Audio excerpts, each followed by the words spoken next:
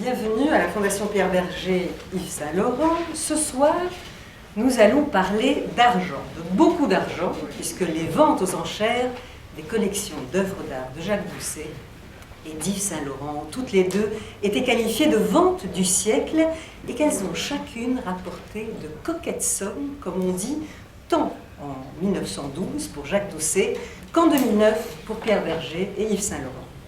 Nous en parlerons en présence du président de Christie's France, M. François Briclès. C'est lui qui, le 23 février 2009, à 19h, sous la verrière du Grand Palais, devant plusieurs centaines d'acheteurs, de collectionneurs, de marchands, de critiques, de people, bref, devant le gratin international de l'art, a ouvert le feu des enchères de la vente Pierre Berger, Yves Saint-Laurent, vente qui, sous son marteau, allait battre tous les records existants pour une collection vendue aux enchères, 373,5 millions d'euros.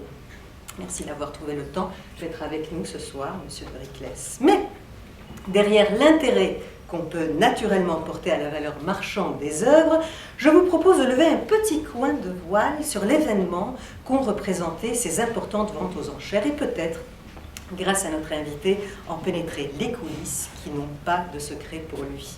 Du choix de la maison de vente à la dispersion des objets, en passant par la rédaction du catalogue, et vous les voyez, dans les deux cas, ils sont assez volumineux, l'estimation des lots, leur exposition publique, on va essayer de savoir comment de telles ventes sont mises en scène et on s'interrogera sur ce qui a changé en un siècle entre la vente Doucet et la vente Pierre Berger Yves Saint-Laurent. Je vous présente donc notre invité, Pierre-Emmanuel Martin-Vivier, qui est à la tête du département art du XXe siècle chez Christie's. Bonsoir. Bonsoir. Après une carrière d'expert indépendant, vous avez donc rejoint Christie's en 2010. Peu de temps avant, vous avez été un des acteurs de la vente de la collection de Pierre Berger et d'Yves Saint-Laurent, puisque c'est vous qui avez expertisé les meubles Jean-Michel Franck, et il y en avait une trentaine, si mes comptes sont bons. Jean-Michel Franck est un de vos designers préférés, semble-t-il, puisque vous avez créé un comité pour lutter contre les faux meubles Franck et vous avez été ici même, à la Fondation Pierre Berger Yves Saint-Laurent, le commissaire de la très belle exposition Jean-Michel Franck, un décorateur dans le Paris des années 1930. On vous doit également une des plus importantes monographies sur l'œuvre de Franck, après celle que vous avez réalisée sur l'œuvre de Jean Royer. Vous êtes également l'initiateur d'autres expositions, notamment sur Alberto Giacometti à la Fondation Beyeler et sur le surréalisme au Victoria and Albert Museum. Mais pour en arriver là, vous avez commencé par décrocher un doctorat en histoire de l'art, vous avez enseigné d'ailleurs à la Sorbonne et continué à participer à de nombreux colloques et à de multiples expositions. Je sais que très jeune, vous avez compris que l'art serait pour vous votre second beau. Mais ceux qui vous ont très bien connu à cette époque racontent l'émotion particulière, visuelle et tactile, olfactive aussi, qu'ont toujours suscité en vous les meubles.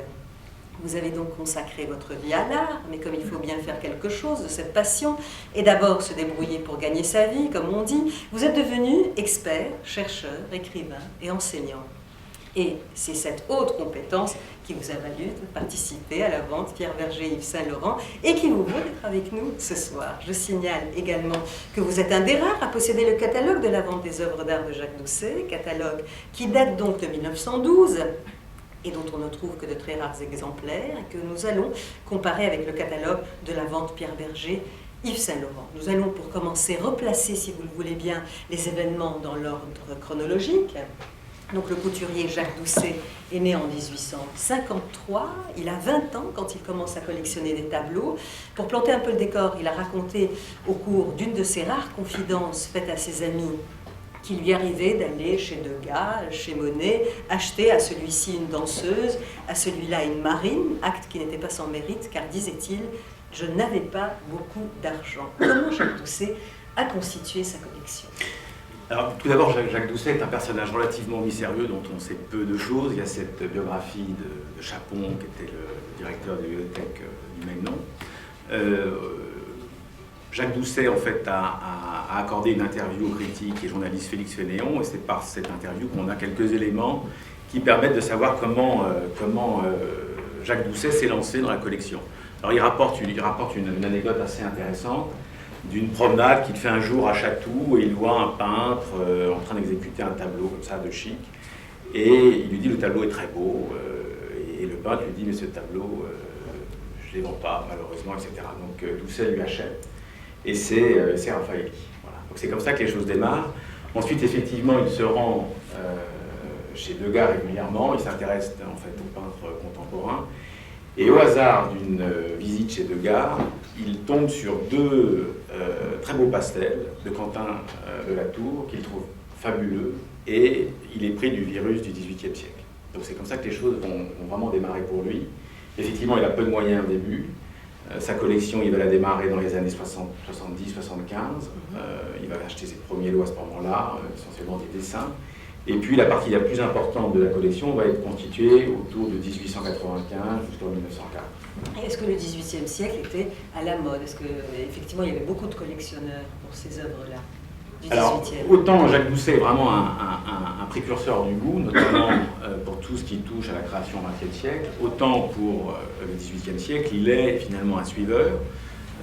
Ce sont évidemment les frères Goncourt qui redécouvrent le XVIIIe siècle. Le XVIIIe siècle, au lendemain de la Révolution et avec l'école de David, disparaît littéralement, et il faut attendre le romantisme, la recréation du mythe de Marie-Antoinette, et les frères Goncourt qui écrivent abondamment sur le XVIIIe siècle pour que le goût pour cette époque renaisse. On rapporte une anecdote de collectionneurs qui ont acheté des trésors dans des brocantes à Paris, le Pierrot de Watteau, ce genre de choses, notamment. Voilà, donc quand Jacques Doucet se lance dans la constitution d'une collection du XVIIIe siècle, il est un suiveur, il démarre ça autour de 1870. Voilà, il va falloir sortir beaucoup d'argent pour acheter les œuvres. Oui, quand il dit au départ je n'avais pas beaucoup d'argent, ensuite il en a beaucoup. Il y en a beaucoup, qu'il n'hésite pas sur les moyens. C'est quand même un héritier, il hérite d'une maison modiste qui est quand même relativement importante, qui venait de sa mère, il en fait quelque chose de très important, mais pas quelqu'un qui est né totalement déshérité. Voilà. Alors, il va acquérir les plus belles pièces, vous l'avez dit, entre 1896 et 1906. Alors, on a beaucoup dit que c'était une des plus importantes collections depuis la collection. Voilà, est-ce que c'est vrai? Alors, c'est difficile de le dire. Ce qui est très important surtout de comprendre chez Jacques Doucet, c'est il est l'un des principaux collectionneurs, mais il a des concurrents extrêmement solides. Il y a les Cognac, évidemment, les propriétaires de la Samaritaine. Vous avez Nissim de Camondo. Vous avez Richard Wallace, qui est un très grand collectionneur. Il y a aussi des familles comme les Veil-Picard, évidemment la famille Rothschild. Henri de Rothschild est très présent. Donc il a des concurrents qui sont souvent plus fortunés que lui. Mais sa collection est très intéressante et très différente des autres. Elle est constituée différemment et à ce titre, Jacques Doucet est quelqu'un d'assez novateur parce qu'il va poser un petit peu sur ses fonds baptismaux ce qu'on appelle aujourd'hui l'histoire de l'art. Il collectionne et dans le même temps, il constitue une documentation extrêmement importante, notamment de catalogues de vente aux enchères, même du XVIIIe siècle, et il documente toutes ces pièces que ne font pas ses amis collectionneurs. Au moment de la vente, on en parlera après, c'est le premier catalogue qui est véritablement documenté, où on parle de provenance, où on fait des parallèles avec d'autres tableaux, etc., etc., etc.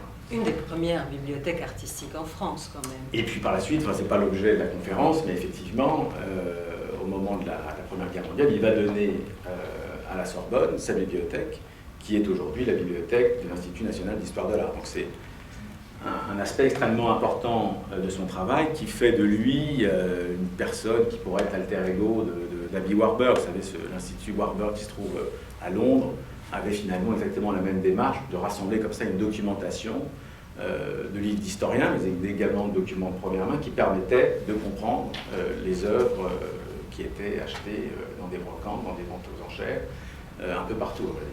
Donc avant, en effet, d'arriver à la vente, est-ce qu'il avait des informateurs? Est-ce qu'il s'entourait effectivement de personnes qui lui disaient « tiens, là, il y a un tableau », etc. Ou c'était directement une relation avec des marchands?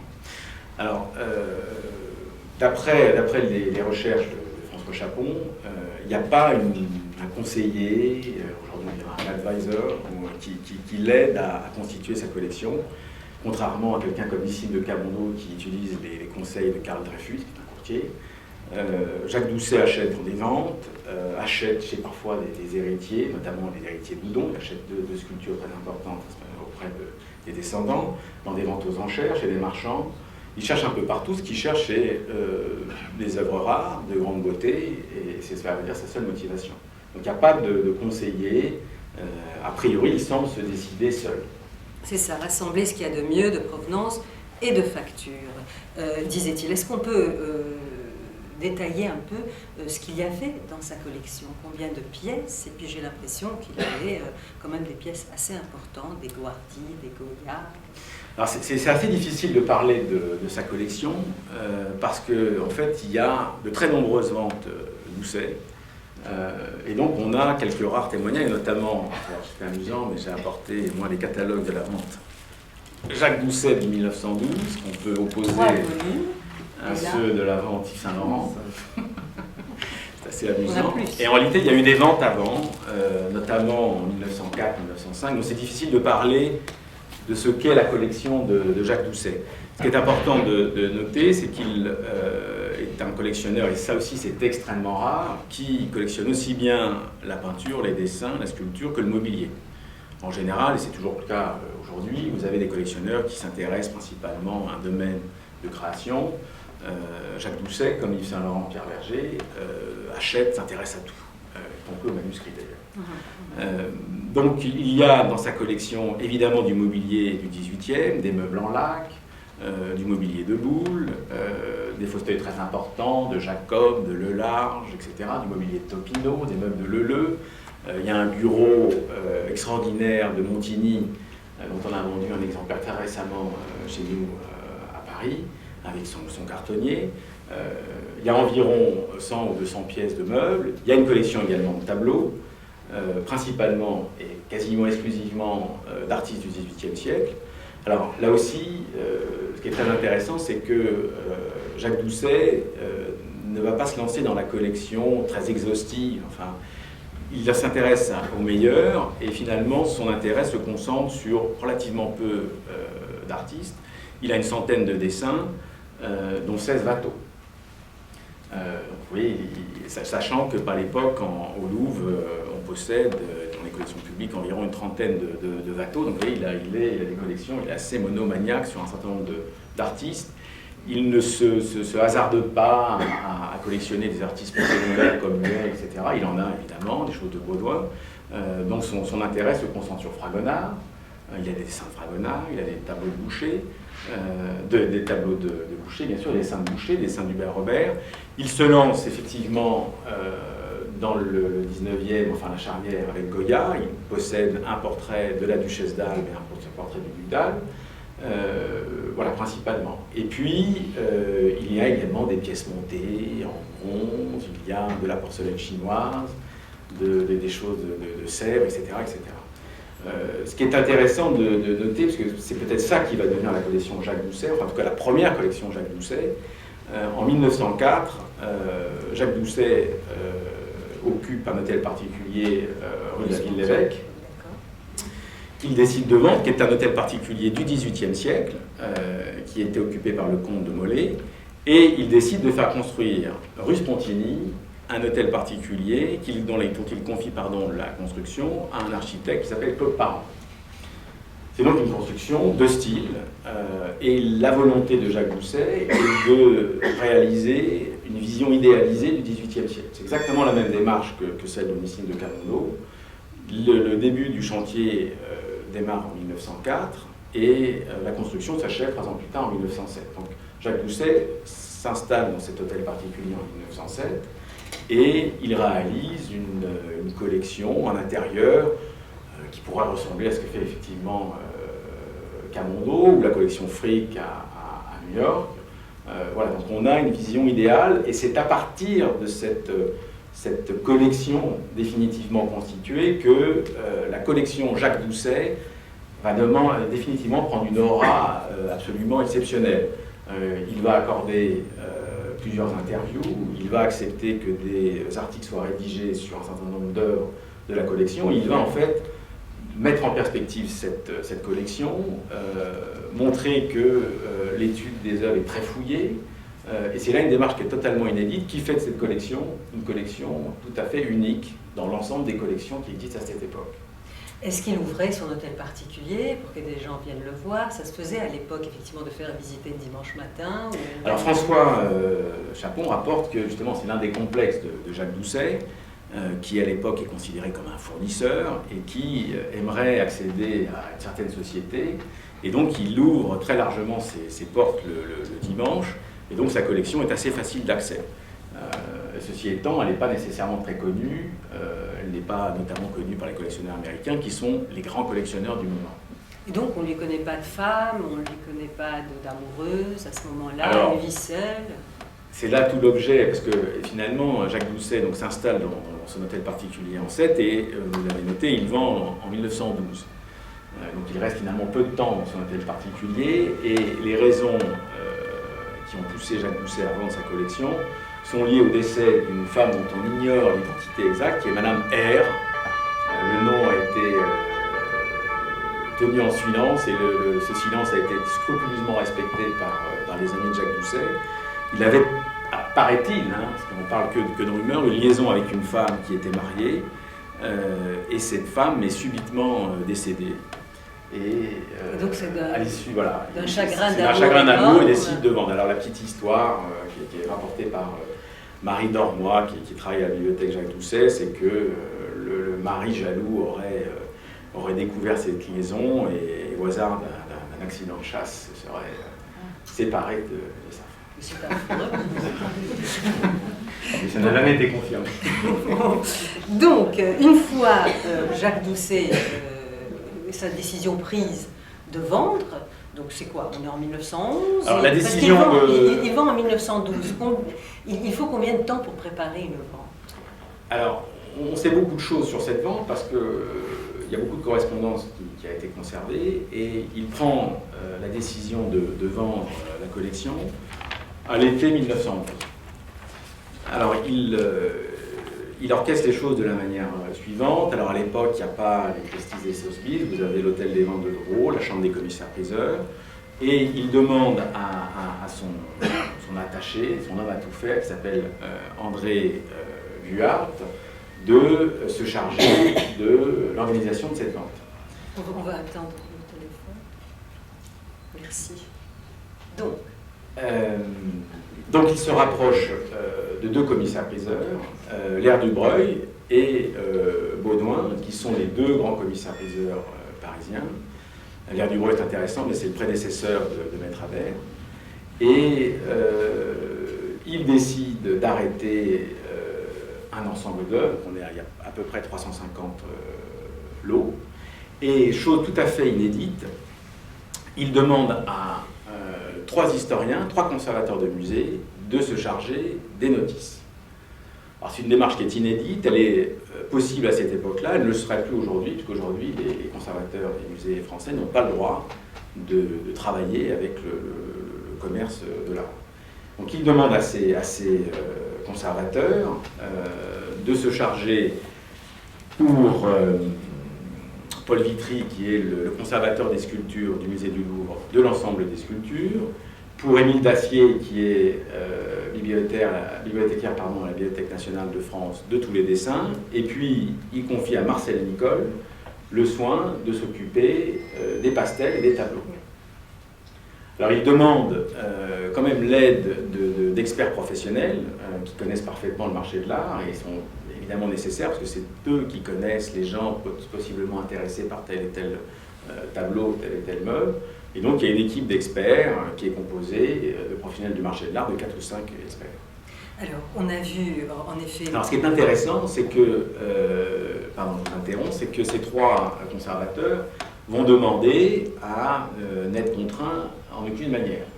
Ils veulent avoir un avis indépendant sur les œuvres, pouvoir les trier, pouvoir éventuellement changer l'attribution, et Jacques Doucet accepte ce jeu sans aucune difficulté. Donc on va voir des attributions qui vont changer. C'est-à-dire un tableau qui est... Alors il y a beaucoup des attributions, parce qu'il y a beaucoup de portraits dans cette collection, donc on parle du portrait de tel marquis, il s'agit en réalité de tel gentilhomme, etc. Et puis, il y a des tableaux qui sont désattribués à Fragonard, d'autres à Boucher. Quand vous dites effectivement qu'il y a beaucoup de portraits, c'est une collection essentiellement de portraits, où il y avait des paysages, où il y avait autre chose. Il y a quelques paysages, mais l'intérêt de Doucet, c'est essentiellement se concentrer sur des portraits. Qui fixe les prix? Alors, les experts attitrés, évidemment en accord avec Jacques Doucet, et ce qui est intéressant, c'est qu'on arrive pour ces 300, alors j'ai dénombré, il y a 69 dessins, 31 pastels, 39 sculptures, 63 tableaux, 151 meubles et objets. Et pour ce total, on arrive à une estimation de 10 900 000 francs. Alors c'est difficile de se rendre compte à quoi ça correspond aujourd'hui, mais il faut savoir par exemple qu'un haut fonctionnaire gagne 25 000 francs par an. Donc c'est des montants qui sont très importants. Et dans l'histoire des enchères, cette estimation est la plus importante connue. En France, la collection la plus importante vendue jusqu'alors est celle d'une dame qui s'appelait Madame Lelon, qui était une femme qui collectionnait énormément, qui courait la France entière pour trouver des trésors, des châteaux, etc., et qui alimentait principalement les collections Rothschild. Sa vente de succession atteint un prix qui est à l'époque record de 9 600 000 francs. Et donc là, on arrive avec une estimation qui est au-delà, qui est inédite. Alors évidemment, il va y avoir beaucoup de bruit, la rumeur va enfler, etc., etc. Quand on a préparé cette rencontre, vous m'avez dit que le catalogue Doucet, c'est le premier catalogue moderne. On peut dire qu'avant, effectivement, ça ne se faisait pas, on ne documentait pas les œuvres de cette manière-là. Alors des catalogues de vente aux enchères, il en existe depuis le XVIIe siècle. Ils sont illustrés ici, vous voyez des lithogravures, ça on voit ce genre de choses depuis les années 1850, 1880, enfin c'est à peu près. Ce qui est inédit, c'est la richesse des notices. On a pour la première fois des mentions de provenance qui sont développées. Il y a des fiches techniques, il y a des références bibliographiques. Sont des fiches quasiment qu'on pourrait trouver dans des musées. Ça, c'est une approche qui est totalement inédite. Il y a un effort de marketing aujourd'hui, mais vous voyez, on a mis en scène la couverture du catalogue avec ce cartouche, etc., qui évidemment fait référence au XVIIIe siècle. Il y a une préface qui est confiée à un académicien qui s'appelle Henri Lavedan, qui était très connu pour des pièces de théâtre notamment. Tout ça est une approche qui n'existe pas. On tire les catalogues à 3000 exemplaires, ce qui est absolument énorme. On pense à un moment tirer une cinquantaine d'exemplaires dans un papier différent, etc., qui seraient destinés éventuellement à des collectionneurs américains ou quelques bibliothèques de grands musées. Il y a une démarche de mettre en valeur cette collection qui, jusqu'ici, n'avait jamais eu lieu. De toute manière, c'est ce qu'on a fait aussi pour la collection Pierre Berger, Yves Saint-Laurent, ne serait-ce dans l'écriture. Le catalogue est sublime, tellement les notices sont riches aussi et complètes. Donc l'origine vient de là. Je ne sais pas si c'est l'origine qui vient réellement de là, mais en tout cas, l'approche de Jacques Doucet était tout à fait inédite, et c'est vrai qu'elle a fait des émules, et qu'aujourd'hui, c'est une pratique tout à fait logique d'apporter des éléments de provenance, de documenter une œuvre, de faire éventuellement appel à des historiens, comme ça avait été le cas pour la vente de Saint-Laurent-Pierre Berger, pour commenter des tableaux. Aujourd'hui, on met des comparatifs, évidemment les moyens de reproduction sont beaucoup plus faciles, mais d'œuvres comparables, ce genre de choses. Voilà. Et là, Jacques Doucet initie vraiment quelque chose. Est-ce qu'on organisait des visites exclusives? On a tous le souvenir, effectivement, pour la vente Pierre Berger et Yves Saint-Laurent, il y a eu des rencontres, des visites organisées pour les plus grands clients, etc. Est-ce que c'était, j'allais dire, la pratique à l'époque? Alors là aussi, on a quelques éléments qui nous permettent de voir un petit peu comment les choses se sont passées. Donc la prise de décision de cette vente se fait en juin 1911.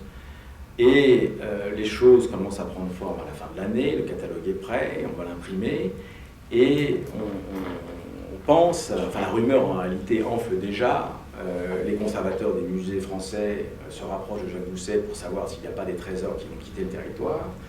Et Jacques Doucet, avec l'air du Breuil, se réfléchit à comment on pourrait toucher les grands collectionneurs. Donc on envisage à un moment d'ouvrir un hôtel particulier au mois de mai. Les experts s'y opposent, il faut garder un effet de surprise. Il y a toute une polémique comme ça, une discussion qui anime le printemps 1912. Et puis finalement, il décide de sélectionner des amateurs triés sur le volet et d'organiser une visite au mois de mai dans l'hôtel particulier. Il y a une deuxième visite qui est organisée pour les amis du musée du Louvre. Et puis ensuite, alors là aussi c'est inédit, on organise la vente non pas à l'hôtel Drouot, mais à la galerie Georges Petit, qui est l'une des grandes galeries à la mode à cette époque-là, qui est située près de l'église de la Madeleine. Et il y a plusieurs sessions d'exposition, le 2, 3 et 4 juin, je crois. Le 2 et 3 sont réservés pour l'un des professionnels, pour d'autres à des collectionneurs privés. Et puis, évidemment, on peut priver le public d'accéder à cette collection. Et le 4 juin, la collection est ouverte au public. Et puis ensuite, il y a véritablement les enchères. Est-ce que on a tous le souvenir effectivement que la collection, certaines pièces importantes de la collection Pierre Berger et Saint-Laurent ont voyagé? Est-ce qu'on faisait voyager les œuvres au début du siècle? Non, il n'y a pas ce genre de... D'abord, il n'y a pas les moyens, voilà, tout est transporté par bateau, donc c'est techniquement pas possible. Mais ce qui est intéressant dans cette vente, c'est qu'évidemment, à l'époque, la publicité est interdite. On est sous le système encore des monopoles. Les commissaires-priseurs et la publicité est interdite. Donc on use de tout un tas de stratagèmes pour que les journalistes qui, eux, ont le droit de parler des ventes aux enchères, consacrent des articles à la vente de cette collection. Il y a juste un écart qui manifestement sera pris par Jacques Doucet, c'est qu'ils vont vouloir toucher les amateurs américains et il va y avoir plusieurs publicités dans le New York Herald Tribune qui vont passer au mois de mai pour toucher les amateurs américains. Les médias, vous en parlez, les journalistes, etc. Est-ce que l'impact a été aussi fort en 1911 qu'en 2009? Parce qu'on se souvient tous de cette vente, tout le monde en parlait, même les médias qui ne s'intéressaient pas aux ventes aux enchères ni à l'art quand même. Alors, oui, en réalité, la presse n'est pas développée de la même manière, vous en doutez, mais tous les journalistes... Il n'y avait pas Internet, déjà. Pas Internet, il n'y a pas tous ces moyens-là, mais tous les journalistes vont se faire l'écho de chaque journée de vente et face à des prix qui sont absolument considérables, il va y avoir énormément de presse, dans l'Excelsior, dans le Figaro, dans le journal Le Temps. Tous ces grands quotidiens vont rapporter de façon quotidienne les résultats de cette vente, qui fascinent tout le monde parce qu'on voit des prix qu'on n'avait jusqu'ici jamais vus. On a parlé en effet de la mobilisation des commissaires, priseurs, etc. Est-ce que vous savez combien de personnes ont organisé cette vente? Est-ce que ça mobilise, dans le temps, ça mobilisait autant de personnes qu'aujourd'hui? Parce que j'ai l'impression que la vente Pierre Berger et Saint-Laurent a mobilisé beaucoup de personnes. Ça, François Driclès pourra nous dire combien de personnes a été mobilisées par la vente Saint-Laurent, mais c'était plusieurs centaines de personnes. Pour ce qui est de la vente Jacques Doucet, on ne sait pas réellement, mais c'était quand même beaucoup plus artisanal, évidemment. Mais il y a entre les manutentionnaires, les historiens, les critiques, les experts, etc., ça représente une équipe assez importante. Il s'impliquait, Jacques Doucet, il donnait des interviews, comment ça se passait avec lui? La présence de Jacques Doucet est extrêmement rare. Il n'accorde pas d'interview pendant la vente, ni après, ni avant. Il va simplement ouvrir les portes de son hôtel particulier. Non, il est extrêmement discret, totalement effacé. Et d'ailleurs, il cultive cette discrétion. Voilà, c'est une rareté que de le voir. Et d'ailleurs, il ne sera pas présent pendant les ventes. Il est au golf lorsque les collections sont dispersées. Alors, le jour de la vente, On sait toujours qu'il y a la tension, le public qui s'échauffe, voilà, qui est là. Est-ce qu'on a des exemples? Est-ce que quelqu'un a rapporté, comme vous dites, les journalistes, est-ce que vous avez des exemples précis de ces jours-là d'effervescence? Est-ce qu'il y avait énormément de collectionneurs qui étaient venus? Est-ce que les enchères augmentaient? Est-ce que, racontez-nous un peu, faites-nous vivre. L'ambiance est à cette époque-là assez euphorique parce que la saison de Drouot a été extrêmement bonne. En mai, en juin, on a vendu à 15 jours d'intervalle 2 Rembrandt, ce qui est déjà exceptionnel, qui sont évidemment extrêmement bien vendus. On a vendu plusieurs collections importantes, dont la collection de Jean Dollfus, qui est une collection de tableaux impressionnistes et du 19e, qui a atteint un prix très important de 5 millions de francs à l'époque. Donc, il y a une espèce d'euphorie ambiante et tout le monde est conscient que la collection qui est proposée est exceptionnelle. Donc tout le monde s'attend à des records. Ce qui n'était pas le cas de la vente Yves Saint Laurent, qui a lieu dans un moment de crise. C'est ça qui était aussi fascinant, la vente Saint Laurent. Donc là, la situation politique, économique est beaucoup plus facile. Il y a beaucoup de rumeurs qui bruissent. On rapporte qu'un collectionneur américain a proposé d'acheter l'ensemble de la collection pour 10 millions de francs. Jacques Doucet, évidemment, refuse. Tout le monde veut être présent à cette vente. Alors on sait de manière assez détaillée, et on possède d'ailleurs le plan de salle, il y avait 306 sièges. Évidemment, tous ces sièges étaient pourvus d'acheteurs. Et on demande à tous les enchérisseurs de venir 1h30 avant la vente. Parce qu'il y a une telle cohue, on ne peut pas empêcher le public de venir assister à la vente, que les acheteurs sérieux, on leur demande de venir en avance. Évidemment, on va faire un plan où on va installer tel et tel collectionneur à tel endroit pour pas qu'il soit près de tel autre collectionneur qu'il n'aime pas, séparer les marchands les uns des autres. Tout ça n'a pas changé. Ah oui, c'était pareil également pour... Voilà, oui, c'est toujours pareil. Alors, il faut ménager les susceptibilités et de ce point de vue, les choses sont très très bien orchestrées. Évidemment, il y a tout le Gotha parisien qui est présent, la marquise de Gannet, la princesse de Poix, la baronne de l'Épée, la princesse Poniatowska, il y a madame Émile Perret, la femme du fameux banquier, il y a évidemment Robert de Montesquieu, enfin il y a le tout Paris qui est présent. Il y a des grands collectionneurs comme Alphonse Kahn, vous avez évidemment la famille David Veil au grand complet, et puis il y a des conservateurs de musées, du musée du Louvre, du musée du Grand Palais, du Petit Palais. Vous avez également la présence de Pierre Pont-Morgan, grand collectionneur américain, a fait le déplacement pour acheter. Donc c'est une salle qui est très impressionnante. Évidemment, les grands marchands américains comme Duveen, Wittgenstein, Nathan Wittgenstein évidemment est là. Et vous avez également René Guimpel, enfin tous les acheteurs du monde de l'art sont présents. Ah oui, ils se déplacent. Et se déplacent physiquement, ce qui était exactement le cas pour la vente Yves Saint Laurent, où tous les acteurs étaient vraiment là. Alors que dans les ventes aujourd'hui, en général, les acheteurs sont peu présents et les enchérissent essentiellement par téléphone. Voilà.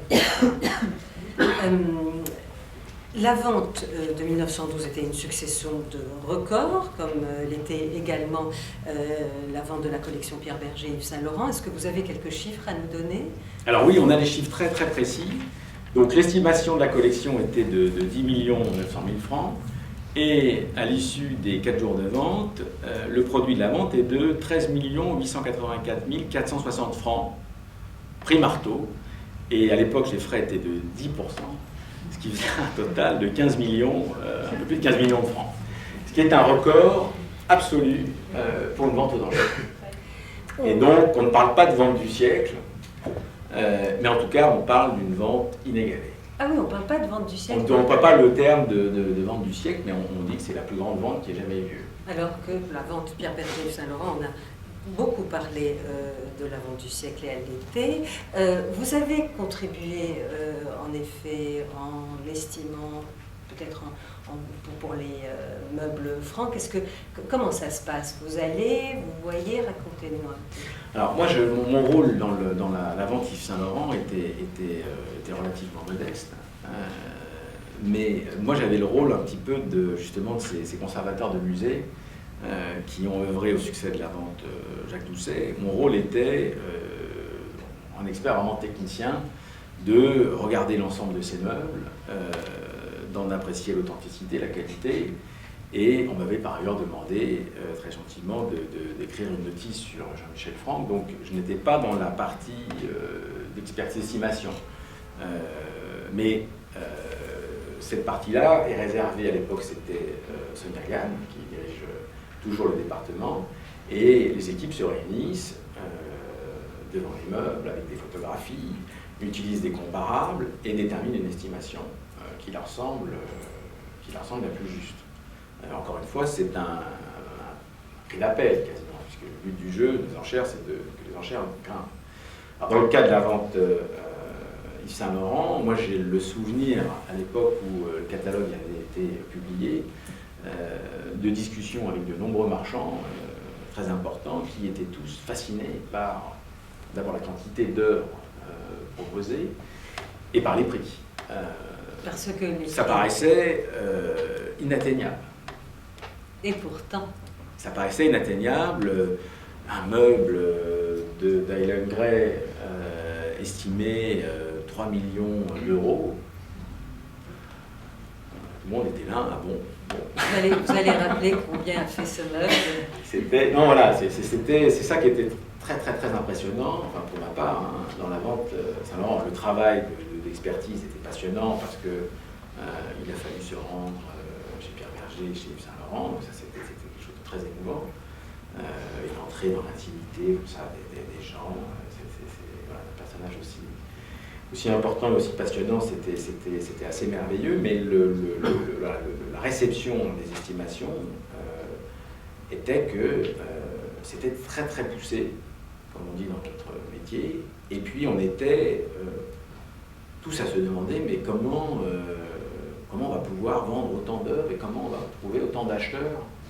Voilà. Et moi je conseillais des marchands et il va falloir trouver tout cet argent pour acheter chez moi. C'était quelque chose d'extrêmement compliqué et de nouveau, d'inédit. Il y avait eu des ventes très importantes de mobilier, mais pas dans cette proportion-là. Et d'ailleurs la vente de la partie art décoratif de la vente Yves Saint Laurent, je crois aujourd'hui, est la vente la plus importante de mobilier du XXe siècle, je crois. C'est près de 50 millions d'euros, ce qui est un montant qui n'a jamais été égalé depuis. Donc, vous disiez pour la vente Jacques Doucet qu'il n'y a pas énormément d'acheteurs, il n'y a pas énormément de collectionneurs. Est-ce que ce nombre de collectionneurs, d'acheteurs, d'enchérisseurs a augmenté avec les temps, ou bien est-ce que ça se fait toujours à ces prix-là dans un cercle très restreint? Comme toujours, d'abord à ces niveaux de prix, il n'y a pas nécessairement des dizaines et des dizaines d'acheteurs, on va en venir. Et en réalité, on est toujours confronté à des phénomènes de micro-marché. Dans le cadre de la vente Doucet, il y a quelques amateurs de Watteau, il y en avait 16 avant. Donc l'enjeu était difficile d'arriver parce que chacun achète un ou deux dessins, mais en vente 16, c'est un challenge. Dans la vente d'Island Gray, d'Yves Saint Laurent, c'est la même chose pour les meubles d'Island Gray. Il y a une dizaine d'acheteurs de meubles d'Island Gray. Alors à ce niveau-là, il n'y en a plus beaucoup, ils sont 2, 3, 4 maximum. Donc on est avec des phénomènes comme ça de micro-marché, et puis avec toujours la question de savoir si cette œuvre va plaire, etc. Donc c'est assez difficile. Comment fait un expert? Est-ce qu'il appelle? Est-ce qu'il essaye de voir? Comment on sent le marché, où on sent si ça va marcher ou pas? On n'est jamais sûr de rien. Alors là encore, ça n'a pas beaucoup changé. Dans la vente Doucet, il y avait ces experts qui étaient des conservateurs de musées, mais qui n'étaient pas des professionnels du marché de l'art. Et il y avait une équipe d'experts du marché de l'art. Je crois que c'était Ferral, le spécialiste des tableaux anciens. Et lui dispose d'un fichier de clients acheteurs qui, évidemment, sont contactés pour venir enchérir. Aujourd'hui, dans la vente Yves Saint Laurent, comme dans les ventes que Christie's organise tous les jours, tous les spécialistes, dont je suis, ont la mission de contacter les amateurs, les courtiers, les professionnels, pour leur faire état des ventes, de l'intérêt, de l'opportunité d'acheter tel ou tel tableau, tel ou tel dessin, tel ou tel meuble. Donc ça, c'est toujours de la même manière que les choses s'organise. Vous avez assisté à la vente certainement, notamment la première qui est à Anversa, qui a été menée par François de Riclès. Qu'avez-vous ressenti, vous, là, cette effervescence, ces prix qui s'envolaient, ces gens qui se battaient en effet pour décrocher tel tableau, tel meuble par la suite? Alors là, j'étais là en spectateur, j'ai assisté à la première vente de tableaux, qui était la vente la plus importante en termes de prix, évidemment. C'était extrêmement impressionnant, c'était totalement inédit. Sous cette cathédrale du Grand Palais, il y avait François de Riclès qui était héros d'une tribune avec une armée de spécialistes au téléphone. Enfin, c'était extrêmement impressionnant. Tous les acheteurs européens, américains étaient là. De la même manière, les gens avaient été placés d'une manière stratégique, etc. Et j'ai souvenir que la première vente, les choses ont été faites d'un grand silence. Et puis, avec des enchères qui ont été un petit peu laborieuses à venir, au moins pour les 5 ou 6 premiers lots. Il y avait un, deux gars, et puis à un moment, il y a eu, je crois, le tableau de Ensor, et là, ça a été une espèce d'euphorie avec des enchères qui tombaient dans tous les sens. Évidemment, il y avait quand même, je ne sais pas, 500 ou 600 personnes, enfin, c'était très important.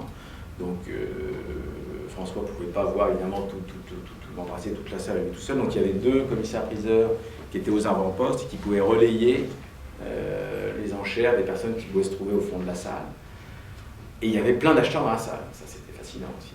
Parce qu'aujourd'hui, dans notre métier, les acheteurs sont souvent au téléphone. Donc, les choses se passent au téléphone. On ne sait pas. Là, on voit les personnes lever ce qu'on appelle les paddles, avec des numéros. Et les enchères pleuvaient, littéralement. Ça, c'était assez fascinant. Et dans la vente Doucet, c'est un peu la même chose. Il y a le record de la vente, qui est un pastel de la Tour, qui représente Duval de l'Épinay, qui était un homme de l'époque. Le tableau avait été estimé 100 000 francs, il fait 600 000 francs.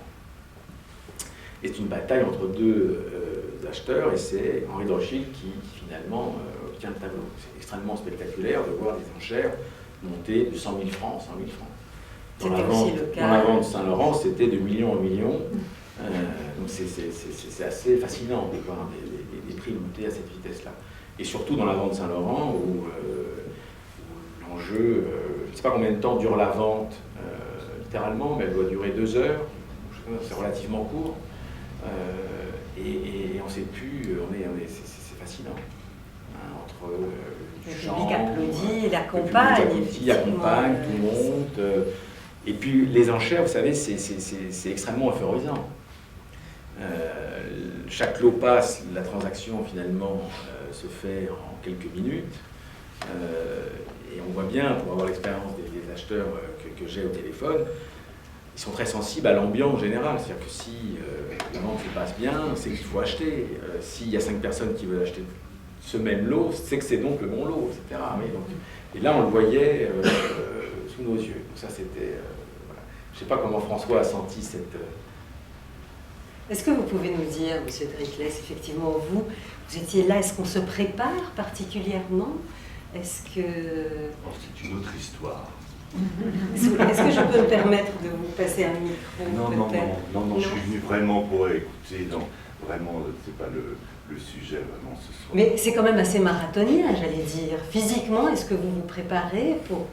C'est un show, en même temps, il faut tenir en haleine une salle, et c'est très impressionnant. Tout le monde a été très très impressionné, d'ailleurs, par votre prestation, notamment ce premier soir et les jours qui ont suivi. Comment on se prépare pour ça? Il n'y a pas de préparation. Il n'y a pas de préparation, c'est le talent. C'est l'expérience. C'est le talent. Non, une expérience. Oui. Et vous, si vous devez retenir juste un moment, cette première soirée... C'est quoi Philippe Munier avec Moujik satisfait. Et Philippe Munier était avec Monsieur Berger? Non, j'étais un peu entre les deux, la salle et Monsieur Berger.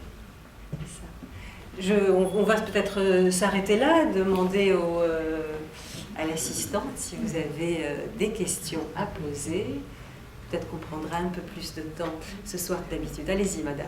Bonsoir et merci pour ces récits passionnants.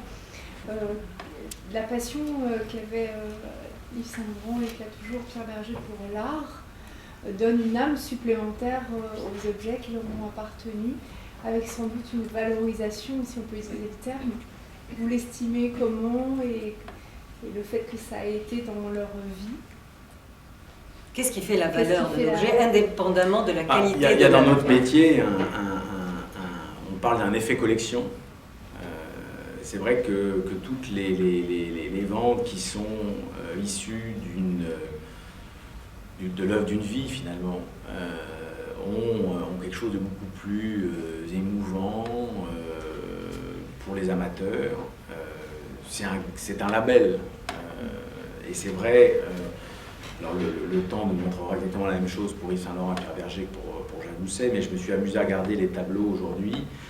Ils sont nombreux à se trouver au Metropolitan Museum, au Louvre, au Musée des Arts Décoratifs de Paris, à la Frick Collection. Donc, effectivement, c'est un plus, les objets qui sont passés entre les mains de ces collectionneurs-là, parce que leur choix est véritablement un plus que un autre objet, fut-il même intéressant. Ça rajoute de l'histoire à l'histoire, si vous voulez. Et parce qu'ils ont choisi au fur et à mesure l'excellence de ce qu'il y avait. Que ce soit Jacques Doucet et Yves Saint-Laurent, et on a vu dans les rencontres précédentes qu'il y a plusieurs objets qui sont passés des mains de l'un à l'autre. D'autres questions? Dans la vente Saint-Laurent-Berger, quels sont les 2 ou 3 objets qui ont le plus d'amplitude entre le prix de départ et puis le prix à l'arrivée? Je crois, sous couvert de... Je crois que l'objet dont le prix a le plus grimpé par rapport à l'estimation initiale, c'est le fauteuil au dragon d'Eileen Gray. Bon, on a vu sans doute des objets plus secondaires. Je me souviens des ventes après qu'il y avait eu à Théâtre Marigny faire des deltas absolument invraisemblables, mais dans des œuvres qui étaient vraiment conséquentes, c'est ce fauteuil au dragon qui était estimé 2 millions, ce qui était déjà un prix très solide. Alors c'était un meuble assez mythique, parce qu'il avait fait l'objet de couverture, je crois, de catalogue, et que finalement c'était un meuble qui était assez peu vu, et il s'est vendu pour la somme de 21 millions d'euros, ce qui en fait le meuble du XXe siècle le plus cher. Donc c'est absolument... on va vous le retrouver. Voilà, ici déjà. Alors 21 millions, c'est voilà. C'est le meuble qui est ici, là. Comment? Oui, il est là, oui. Non, il n'est pas dans l'exposition. Il est pas là. Ah non, il est dans le film. Ah ouais, il était estimé 2 à 3 millions et il s'est vendu 21 millions. Alors à l'époque, je me souviens, les gens disaient, parce que moi j'étais plutôt dans la partie des arts décoratifs à ce moment-là, j'étais très fier pour ma spécialité, mais les gens étaient choqués par ce prix, parce que un prix plus important qu'un tableau, c'était une aberration. Voilà quelle avait été la réaction. Alors je ne sais pas combien il y avait d'enchérisseurs, mais à la fin il y avait eu une... Ce qui s'est passé où le commissaire Priseur a su, c'était quoi, une surenchère entre 2 collectionneurs ou... Alors, je me souviens très bien, il y avait plusieurs acheteurs, et puis à la fin il y a eu une véritable cordée entre deux personnes, une personne qui était dans la salle, et puis une personne au téléphone. Donc je ne me souviens plus exactement à partir de quand ils étaient plus que 2 acheteurs, mais effectivement à la fin. Mais c'est un phénomène assez classique d'avoir sur un objet, une œuvre, finalement 2 personnes qui aident absolument à l'avoir. Vous avez rarement 25 personnes, c'est quand même 21 millions. Et la personne anonyme au téléphone, le commissaire Priseur la connaît à la fin? Oui, de toute façon il y a un procès verbal, donc il faut bien indiquer le nom de l'acheteur. Donc c'est public? Non, c'est pas public, non, c'est totalement confidentiel.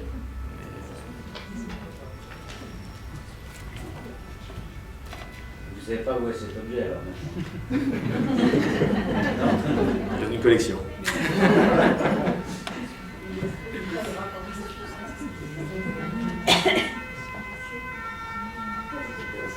D'autres questions? Est-ce que Jacques Doucet, comme Pierre Berger, a fait don de certains tableaux, de certains meubles à des musées? Alors oui, il avait donné des choses au Louvre, notamment une sculpture, je crois, du 11e, quelque chose comme ça. Il avait donné également des choses de Carpeaux. Il a donné sa bibliothèque, donc qui est quand même un don majeur, et la reconnaissance d'ailleurs dont il a bénéficié est assez limitée. Tout le monde se l'accorde, mais je salue d'ailleurs ici d'avoir fait une exposition autour aussi de Jacques Doucet, parce que c'est la seule qui ait vraiment eu lieu, alors que c'est véritablement le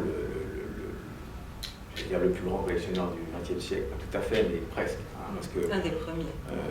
Il y a évidemment les collections de mobilier, d'objets d'art du XVIIIe siècle, mais Jacques Doucet, lui, après avoir vendu sa collection en 1912, d'abord il conserve encore tous ses Manet, tous ses Van Gogh, etc. Il s'installe dans un nouvel hôtel particulier, avenue du Bois. Il va faire une vente, parce que peu de gens savent, en 1915, 1916, qui va moyennement marcher. Il vend justement ses Monet, ses tableaux impressionnistes, ses Sisley. Il y a beaucoup de Rabelais, ce qui ne se vendent pas, qu'on retrouve d'ailleurs dans la collection de la Fondation Angladon. Et Angladon du Beaujolais étaient les neveux de Jacques Doucet. Et vous avez aujourd'hui à Avignon une fondation où vous pouvez voir un certain nombre d'œuvres, notamment il y a ce Modigliani fabuleux qui est exposé ici. Il y a une chaise, un tabouret curule de Lebrun également. Voilà. Et puis ensuite, il va utiliser, alors pour le coup, il s'entoure d'une équipe de conseillers, évidemment l'écrivain André Suarez, et puis Aragon et Breton. Et là, il construit un nouvel hôtel particulier, un studio à Neuilly, et il va rassembler les plus grands chefs-d'œuvre du XXe siècle, évidemment Charmeur de Serpent du Grenier Rousseau, mais évidemment le grand tableau, Les Demoiselles d'Avignon, tableau qui a acheté, je crois, en 25 ou 26, sur les conseils de Breton, directement à Picasso. La toile était roulée, et le prix décidé, je crois, est de 25 000 francs à l'époque, c'est un prix très important. Et Jacques Doucet le paie mensuellement à coup de billets de 2000 francs, je crois, pour faire l'acquisition. Et puis il y a la Danaïde de Brancusi, et puis il y a tous les mobiliers d'Ailen Gray. Enfin, c'est quelqu'un qui va véritablement révolutionner, participer en soutenant les artistes à révolutionner véritablement les arts plastiques. Je vais revenir sur la vente de 1912. Est-ce qu'il y a eu beaucoup, pas du tout, un peu d'objets qui n'ont pas été vendus, qui n'ont pas trouvé preneur? Alors, j'ai pas réussi à trouver les résultats des tableaux de Guardi et de Goya.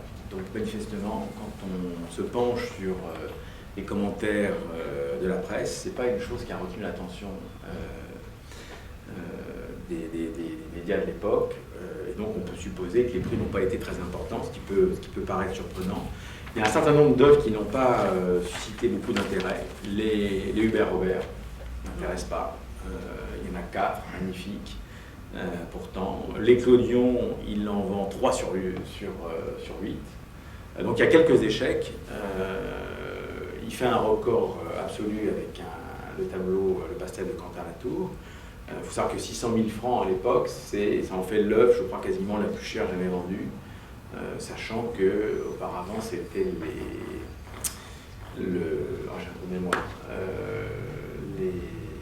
l'Angélus de Millet, qui avait été vendu en 1853 dans la collection Secrétan et qui avait dû faire 550 000 francs. Et donc les autres pastels de Quentin Latour ne sont pas vendus. Donc il y a quelques échecs, mais malgré tout, le prix, le résultat atteint est absolument énorme. Et alors il y a un commentaire que j'ai relevé qui est assez amusant, parce que finalement c'est vraiment d'actualité, parce qu'aujourd'hui on vit une époque sur le marché de l'art où les prix atteignent des niveaux qu'on n'a jamais vus. Et il y a ce commentaire d'un marchand qui s'appelle Kleinberg qui déclare au Herald Tribune: Aujourd'hui, la valeur de l'argent diminue, alors que le nombre de grandes fortunes augmente. Il est donc naturel que les prix des tableaux s'élèvent. Voilà, et on entend les mêmes commentaires aujourd'hui. Rien de nouveau. Alors, avant de nous séparer, je voudrais vous dire que vous pouvez toujours visiter l'exposition jusqu'au 14 février. Les nocturnes ont lieu les jeudis jusqu'à 21h. Notre prochaine rencontre a lieu le 7 janvier à 19h. Nous évoquerons alors la conception de chefs-d'œuvre dans les collections d'Yves Saint-Laurent et de Jacques Doucet avec Thomas Sédou, qui est expert en art impressionniste et moderne, et Alain Tarica, qui est collectionneur et marchand d'art et qui a vendu à Yves Saint-Laurent et Pierre Berger certains chefs-d'œuvre de leur collection. J'espère que vous allez passer d'excellentes vacances de fin d'année et j'aimerais, pour terminer, qu'on applaudisse chaleureusement Pierre-Emmanuel.